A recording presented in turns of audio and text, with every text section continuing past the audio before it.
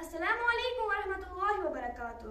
आज हम new hearts educational institute Thuroo Ganderbal की तालिबात आपके सामने मुर्दे को कफन बांधने का प्रैक्टिकल तरीका डिमॉन्स्ट्रेट करेंगे।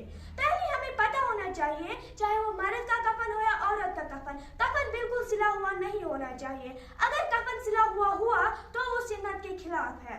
तो पहले औरत के कफन में 5 कपड़े होते हैं: चादर, इज़ार, सीनाबंद, सरबंद और कमीज। और मर्द के कफन में 3 कपड़े होते हैं: चादर, इज़ार और कमीज। तो आज हम आपके सामने औरत की मैयत को कफन बांधने का तरीका बताएंगे। तो पहले ही हम चादर बिछाएंगे।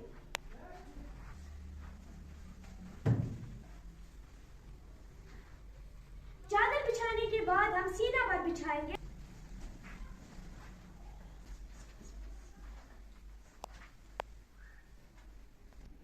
तो सीनाबंद बिछाने के बाद हम इसके ऊपर इज़ार बिछाएंगे।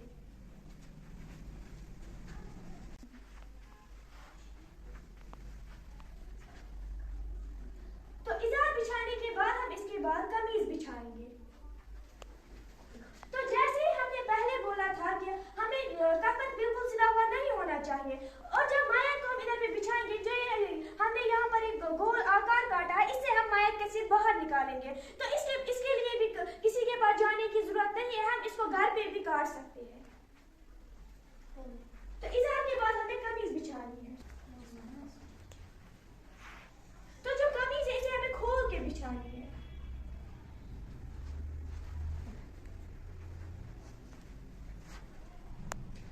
अब कमीज बिछाने के बाद हम मुर्दे को लाएंगे और इस कमीज के ऊपर रखेंगे।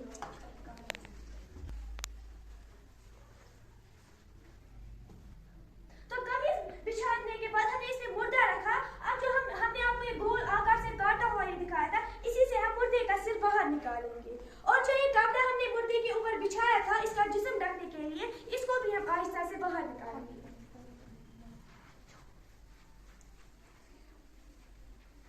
तो इसके बाद हम जो मैयत है इसके बालों के 2 हिस्से करेंगे। ये बालों के दोनों हिस्से हम मैयत के सीने पर रखेंगे, और इसके बाद हम मैयत का सिर थोड़ा ऊपर उठाकर इसके नीचे सरबंद रखेंगे।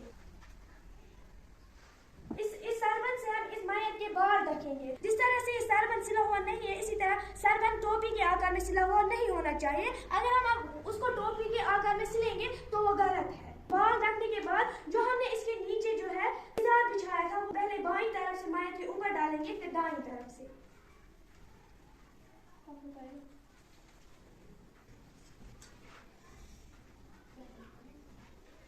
इज़ार के बाद हम इसमें सीनाबंद पहले बाईं तरफ से मैयत के ऊपर रखेंगे, फिर दाईं तरफ से मैयत के ऊपर रखेंगे।